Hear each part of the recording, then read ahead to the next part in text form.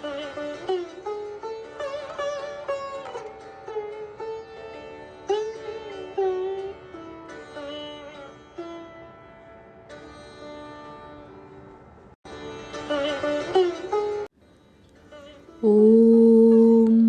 यथाग्निर्दाहिका शक्ति रामकृष्णे स्थिता हिया सर्वविद्यास्वरूपां तां शारदां প্রণমাম্যহম। শ্রী শ্রী মায়ের কথা, সরজুবালা, 18ই মাঘ 1319। ঠাকুর ঘরের উত্তরের বারান্দায় মেয়েরা সব গল্প করছিলেন। বড় গোল হচ্ছিল। মা বললেন, বলে এসো তো মা, আস্তে কথা বলতে, এক্ষুনি শরতের ঘুম ভেঙে যাবে। ঘরটি এখন নির্জন দেখে মাকে সাধন ভজন ও দর্শন সম্বন্ধে কয়েকটি কথা জিজ্ঞাসা করলুম।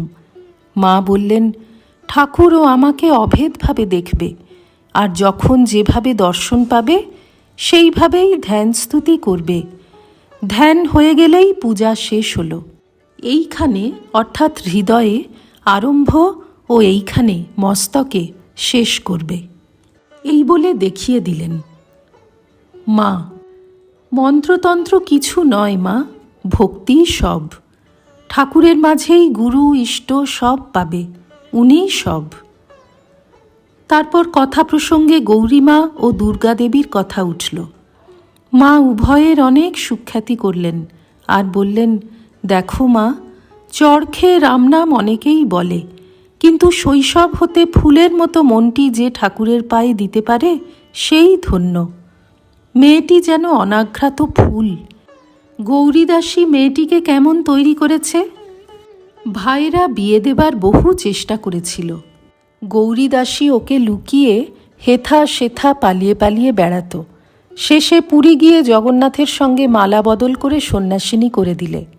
সতীলক্ষ্মী মেয়ে, কেমন লেখাপড়াও শিখেছে, কি একটা সংস্কৃত পরীক্ষাও দেবে শুনছি। গৌরীমার পূর্বজীবন সম্বন্ধেও অনেক কথা বললেন। তাতে জানলুম তাঁর জীবনের উপর দিয়ে কম দুঃখ ঝঞ্ঝা বয়ে যায়নি। কাশীর কথা ওঠাতে বললেন, কাশীতে বেশ ছিলুম গো, আর আমি তো সঙ্গে করে যদুবংশ সব নিয়ে গিয়েছিলুম মা।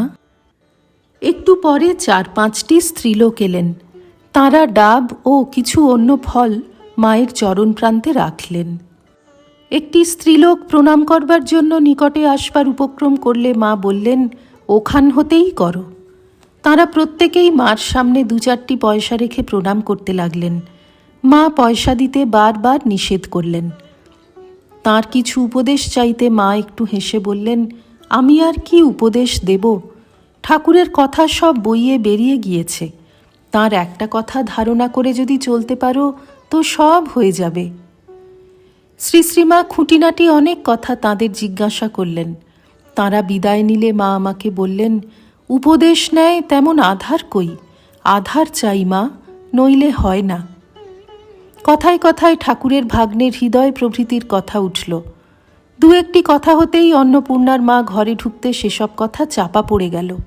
তিনি বললেন, মা, আমি স্বপ্ন দেখেছি, তুমি যেন আমাকে বলছো, আমার প্রসাদ খা, তবে তোর অসুখ সারবে।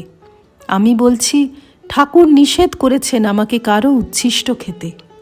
তা মা, আমাকে এখন তোমার প্রসাদ একটু দাও।